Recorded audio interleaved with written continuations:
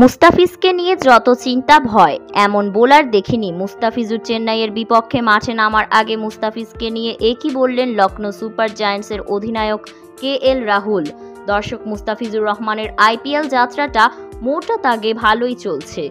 12 wicket পেয়েছেন, পুরো IPL খেলতে পারবেন না, তবে যতটা সময় থাকছেন নিজেকে রেখেছেন সেরাদের তালিকায়।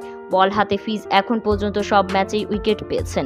চেন্নাইকে পয়েন্ট টেবিলে 4 নম্বরে রাখতে বড় ভূমিকাই রেখেছেন তিনি।